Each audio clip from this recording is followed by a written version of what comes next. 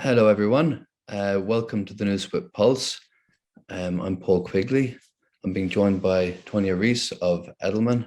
Welcome to the Pulse, Tonia. Welcome back. Thank you. Great to be here again. So I'm really looking forward to this because we're going to be digging in what I hope is going to be an annual event for us into the Edelman's Trust Barometer results. So Tonia Ries is the executive director of IP at Edelman, and that includes stewardship of the Trust Barometer, the largest survey of trust in institutions and brands in the world.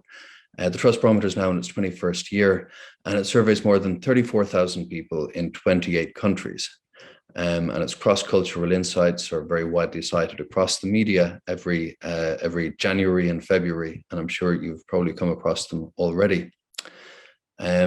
This year's Trust Barometer is titled The Cycle of Distrust, and we have some very meaty and interesting topics I'm looking forward to asking you about, Tonia. But before we do that, I wanted to ask, let's zoom out a little bit and just ask about why Edelman undertakes this big survey every year and how you go about it. Thank you, Paul. Yes, trust has become a very popular topic. More and more people are discovering that when we don't have it, it's much harder to work together to solve big problems and get things done. The reason that we are so fascinated with trust is that, unlike reputation, which is a backwards looking measure of how well regarded you are in society, right? Your reputation is based on how you've behaved in the past. Trust is a forward looking metric, right? Trust is about, do I trust that you will behave a certain way, keep your promises, essentially do the right thing in any number of situations. And that level of trust is then going to determine whether or not I'm going to give you my money, want to be your partner, be loyal to you, even if you're in a time of crisis or have made a mistake. There are so many benefits, very tangible economic benefits that come from trust, that it's just a very, very important topic in the world today, we think. It sure is. Danielle, our show's producer, has just introduced herself in the comments. And if anyone's got any questions, we will try and get to audience questions towards the end of the webinar.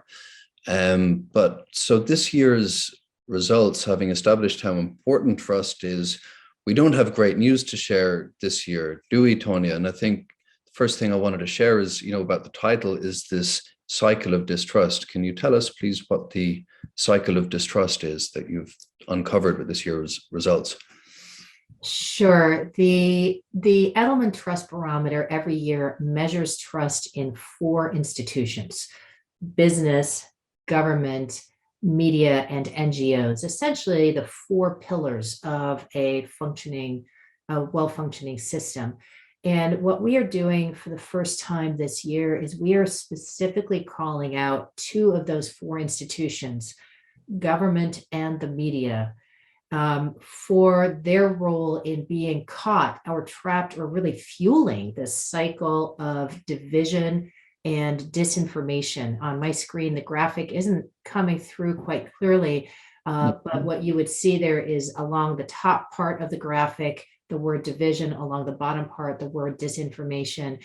And essentially, for either commercial or political gain, both government and media are currently incentivized and motivated to fuel this cycle of essentially division, leaving business and NGOs there in the center, trying to hold things up on their own, trying to address the urgent existential problems that we face as a society without the support of the other two legs of the table, if you will. Wow. Can you tell us then a bit about, this side does look a little bit funky. But what we're looking at here is I think, stability and growth for business and a decline for government and media in trust. Correct. We look at trust in aggregate, right, as being 60% or more of the population we're measuring says that they trust an institution to do what is right, we will then label you as trusted. The only institution that is currently trusted in the four across the 28 markets that we measure is business. NGOs is in sort of a neutral zone, and then media and government are hovering just above, on average, that level of distrust, which we draw at 50% or fewer, and they're declining. Right. So they're the two kind of bringing up the rear. What's really troubling is that when we break trust down into its component pieces and we look at, do I trust this institution to be competent, to get things done, or do I trust it to do what is right, to be ethical, to have integrity, right, to keep its promises? Government and media are seen as neither ethical or competent. And so there's a real big gap between the competence of especially government, which is somewhere in the neighborhood of 60 points less competent than businesses. Incredible. So for anyone who's listening and is wondering what trust means, I find that a really useful heuristic. Do you trust people to be competent, and do you trust them ethically? And it's a really good framework. I've been, since you told me about that, I apply that a lot when I'm thinking about trust in the world outside, and whether I trust people to do the right thing versus will they actually be able to get it done. Now, this decline in trust, you've said that media and government need to correct this. They might say this is down to misinformation, and this decline in trust is due to circumstances outside of their control. And hence it's very hard for them to do anything about it. Would you agree with that? Well, partly, right? Partly that's true. And it is definitely, when it comes to the information part of this vicious cycle, it is definitely a problem that is large enough and has a big enough impact that all institutions, not just the media, need to really work together to address the problem of information quality that we have in society today, right? No one is going to be able to win support for government programs or even be convincing in delivering new innovation, new commercial innovations through a business, or proposing solutions that NGOs might deliver on, right, against problems such as climate change, if we don't have a fundamental basic understanding of the facts and of the truth around a situation. We're not going to be able to have a good civil discussion and policy debate. So solving the information problem really is everyone's business, and the data bears this out. When we did an analysis around what are the most powerful trust building attributes or behaviors that each institution can engage in today, for all four institutions, including the media, but not only the media, for all four of them, information quality is right now the number one most important thing you can do to build trust. So being seen as a provider of trustworthy, credible information, whether you are a business, whether you are an NGO, every institution has to think about their role and how they can contribute to rebuilding trust in information.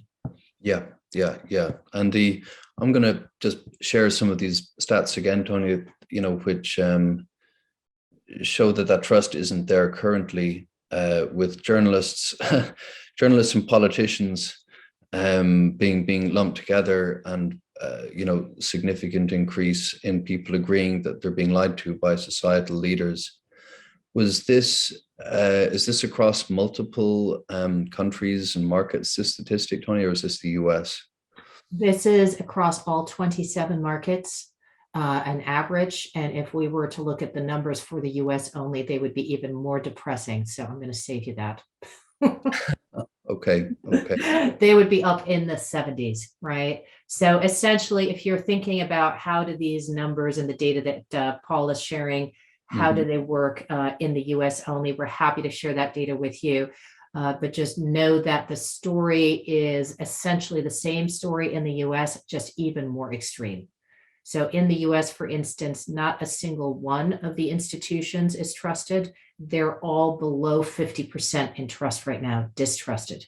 Mhm. And our sense of being lied to by leaders, and I don't use a word like lying very easily, but the statement we ask people is these people are deliberately trying to mislead through falsehood or gross exaggeration, right? So there's that sense of purpose in there, and in the US, that's in the mid to high 70s.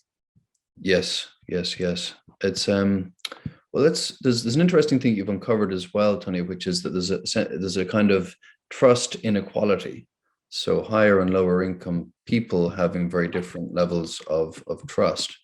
And if I was just to I'll just share something on that here to kind of Yeah, and the discussion reason on I this. think that the reason this is so important to pay attention to is that this really feeds the suspicion that people have of each other, right? Because underneath this, what you have is a deep-rooted sense of unfairness, right? So what you're looking at here is 10 years of data that we have among the general population, and we break out the top line is people who are in the top quartile of income across, in this case, 22 countries for which we have 10 years of tracking data. And you can see that if you are in the high income group, your trust was fairly low back in 2012, not too long after the Great Recession, but then has steadily gone up to where even in the last 3 to 4 years during the pandemic, you're now above 60%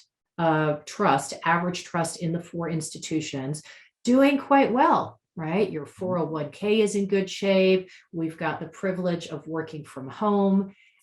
Things are actually not looking that bad, right? But if you are in the lower 25%, that line was flat, right? There's been no trust increase at all. In fact, lower income people are stuck in distrust mode, and the gap between the two is as high as it's ever been, 15-point gap, right? So the trust dividends, right, of the last few years, I'm being left behind. If I'm in that lower income group, you're not sharing it with me. And why should I trust you? Right? Why should I trust anything that people say who are perpetuating this system that is leaving me behind? And why should I trust leaders of the institutions that are running this system? So there's a real disconnect and a breakdown, and that is that trust inequality is really feeding that sense of unfairness, which truly is important to trust. There's another. I'm just having a little PowerPointy issue type here, but if everyone in the audience will bear with me, I'm just going to screen share and show a graphic that shows the U.S. political chasm is widening. So we've talked about an income inequality issue, but look at this for a trust gap. So you said there's a 15-point gap in trust between upper and lower income, but here we've got a 20-point gap. Is it between trust by Democrats versus Republicans? And this seems to be right across business, NGOs, government, and most high when it comes to media, which maybe isn't surprising or something that we might pick up from the social media sphere. Yeah, and if we start with the media, I mean, there's so many things that are depressing, and maybe a couple of glimmers of hope as well on that slide, right? You might have noticed that even among Democrats, trust in the media has declined in the last year by 5 points. You can't, for Republicans, you can't even see it, right? It's pretty much non-existent and covered up by our little -13 change bubble.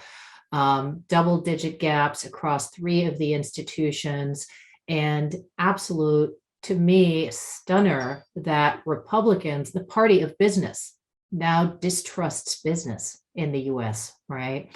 But also a bit of a breadcrumb on the path forward, which is that the smallest gap and inequality here is for business as an institution.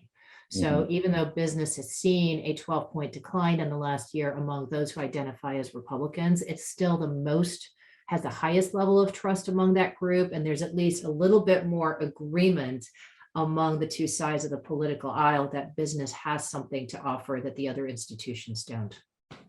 So we've got a gap. Um, we've got our gaps in income. We've got our political partisan gaps. And another gap that you've picked out in this year's survey is that trust seems to have fallen quite rapidly in democracies. And certainly when I did a little bit of political science once upon a time, I learned about high trust and low trust societies, and the cost of doing business being higher in low trust societies, and a lot of other friction coming in. So this is another I suppose scary one for us. So I'll just screen share the summary findings here again, and it'd be great to have you tell us a little bit about what were some of the core movements that we're seeing here, Tonia. Yeah, pretty stunning, right? So what this is showing is the trust index, the average across the four institutions for each of the markets that we survey last year and this year, right? So at the top, the global 27 average across the 27 countries, you don't see much movement. And when you dig into the barometer itself, you see some really stunning changes. Notably, we've called out here two countries. The Netherlands has fallen out of the blue group, trusting group, into neutral. Germany has fallen out of neutral into distrust. And with those changes, if you look at the blue part of the right-hand barometer, not a single Western democracy, right? We have India there, the world's largest democracy by many accounts, but a developing market. And there are different dynamics for developing markets at play, but not a single developed democracy is now in the trusting area. And among the biggest declines this year, all of them are among Western style democracies: Germany, Australia, the US is up there, Korea as well, right? So this is across regions, but there seems to be a real problem with Western style democracies. And at the same time, we have other political systems. This year, China had a terrific year, measured in terms of trust in their institutions, and a couple of really strong performances in the Middle East as well. So just a ginormous contrast, to use a technical term, between and this increasing polarization that's happening in the world is playing out in the trust barometer as well. So if trust is a forward-looking indicator, what does that imply for Western democracies if trust is declining? Have you seen any associations over the 21 years with declines in trust and things that we could expect to follow after that? The 2016 Edelman Trust Barometer is when we first uncovered the double-digit trust inequality between those with high and low income, right? And the years that followed saw one populist government after another coming to power. That income inequality in trust has not really been solved. So I think what this means is that democracies better get their act together, right? And that we need to find a way to restore faith in the system, and we need to find a way to restore belief that we actually have the ability to get things done and address challenges, as opposed to the cycle that we seem to be in now, which is to politicize every crisis and every potential solution that comes our way. Yeah. There's a question that's come through from Keith, and I see a question from Kate as well, which we'll come back to. But we're talking about a lot of the bad news here. The answer about how to reboot, Keith asks, is there an answer on how to reboot this vicious cycle in distrust in media and government? And we're about to turn to asking some questions about business. So let's stay with media and government. You've said a good way is, I suppose, telling the truth. This institutions working together, although that also sounds like it can backfire, right? Maybe all the institutions go together and work at the World Economic Forum, and that in fact, doesn't look great to some people who aren't trusting institutions. So is it be more solutions oriented? Are there other things, that behavioral changes that should be happening in media and in government that you've identified? Sure, absolutely.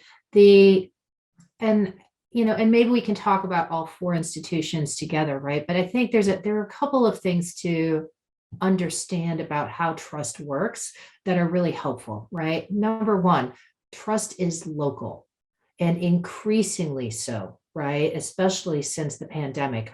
People are less trusting of strangers, outsiders, foreigners, and far more trusting than they've ever been of those that I know and those that are close to me. And that is true for local communities as well, right? I'm far more likely to trust local government than I am to trust national governments. And this is, across every country that we measure. So first, as you think about how to engage and how to earn trust, how to build trust, start locally, right? Start with small communities, start with actions that are going to make a difference in someone's lives today, and then build on those, right? Use those local successes to restore belief that working together and by unifying around solutions, that we can get things done, that we can make a difference, that we can solve problems, right? Celebrate the tangible progress and keep a focus on longer term solutions rather than pointing fingers or doing all the things that are so easy to do if we're looking for clickbait or cheap votes. So act local, celebrate the wins, demonstrate progress. The other thing, and this goes to sort of the role of business a bit, the other thing that is just absolutely crystal clear in the data is that even if I look at the most distrusting groups, low income, people who feel alienated in many other ways, the one bright light that is consistent across all of those groups is trust in my employer. People have very stable levels of trust in the place at which they're employed.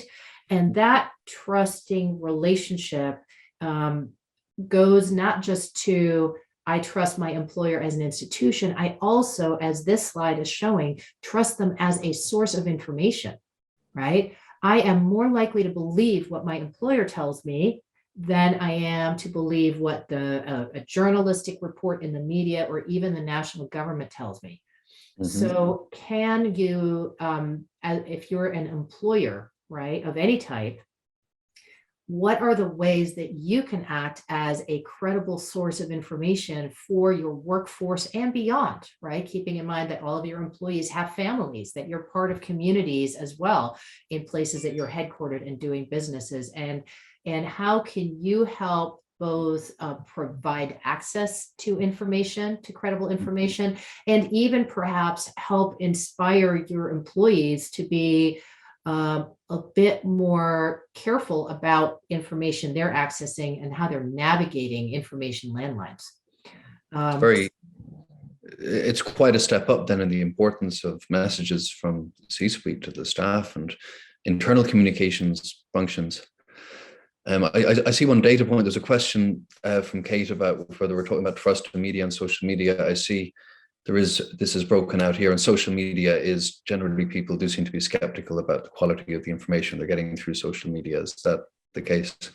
Yes, absolutely. You can see here that people definitely accord more credibility to journalistic sources. And when we ask about different news sources in general and how much they're trusted, search engines and traditional media sort of fight for the number one most trusted spot.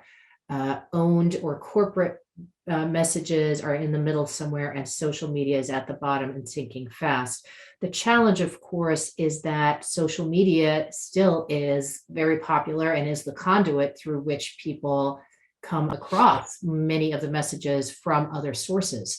And it becomes much harder once they're in my feed on Twitter or Facebook or other places I might be using to distinguish between quality information sources and those that are less quality. So the challenges around social media as conduits and platforms for information really do have a spillover effect even on more traditional, trusted, more, historically more credible news sources. And so It really is everyone's problem, even if you're not a social media platform, to work towards how do we create some solutions for the spread of disinformation on those platforms. Is there a possibility? This is another question from the audience, which I'll bring in here. That social media, which is, I suppose, more free and open platforms in the West, just let us see more critical information about government, about media. This would be the thesis maybe in Martin Gurry's book, The Revolt of the Public, the idea that when you get a 360-degree view of our institutions, you see them warts and all, and maybe you believe in them less. Whereas in China and in some non-democracies, I don't know how social media access is across the Middle East, but that maybe when the internet's more controlled, it's possible to build more trust, but for the wrong reasons because of information restriction. Do you think there's anything to that? Absolutely 100%, but I think there are reasons to be critical of both of those approaches, right? So yes, there is and there's been many studies done showing that, fear and outrage sell, right? They do a better job of keeping my attention. And there are people who are really writing about this and speaking about this and ringing the alarm bells. But I also think that the media in general tends to focus, and it is their job to be the watchdog, right? Tends to focus on the critical stories, but what's often lost in those stories are that there's also good work being done, right? There are also successes to document. There are potential solutions and steps that any of us can take to big, daunting challenges such as climate change, right? Yeah. But it's a much better headline to talk about the polar bears drowning and the icebergs melting and our sea level is going to rise 5 feet and ring the alarm bells. That's great, but I think good reporting also then includes coverage of, so what are the steps that need to happen, right? And that's what's so often missing in the media in the West and in free countries. And let's stay with some of the good news and the solutions for sure. I just wanted to share, information quality as one of the most important trust builders. And you've raised this already, Tonia. This is, can you just describe, because this seems like a really important thing that everyone can do. Maybe some things only media and government can do. What is information quality, and what do these tables tell us? I think they're stunning, right? So it tells us, so what is information quality? We don't define it extensively, but it's essentially the idea that is the institution providing you access to credible, trustworthy information, right? Or quality information.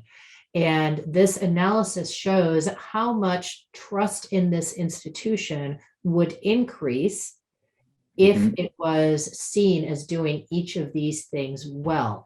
And you can see for every one of the four, the biggest gains in trust are from being seen as a provider of credible, trustworthy information, with the media and government both potentially gaining 6 points, but business and NGOs also seeing gains of 3 points for that.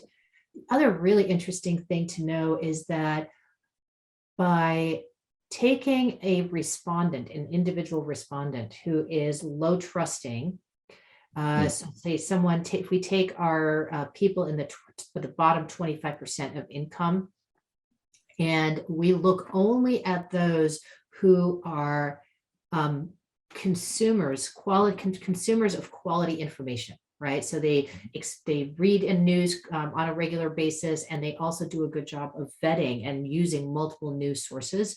I can take that distrusting low-income respondent and increase their trust level by 10 points.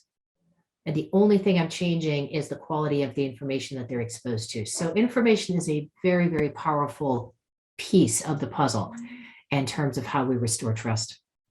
Incredible. Yeah, no, it makes sense. So it can't all just be about playing to your tribe and telling a story. Sometimes it's just deliver good quality information and show me that you're doing it. So, Tony, I'm afraid we're out of time already. I feel like this is just the opening of the conversation, but here we are. For everyone who's been tuning in and would like to access this data, what should they do? The full report can be downloaded from our website at edelman.com. It's very easy to find. Of course, we're also happy to answer any questions about the data or even provide additional localized cuts of the data. So feel free to get in touch with me directly. There's a little form on the website that you can fill out. Brilliant. Brilliant. Tony, this has been fascinating as always. Thanks so much for joining us again. Thanks for audience. We got through most of the questions there, and hope to see you all again for next month's Pulse. Thank you. Bye-bye. Thank you.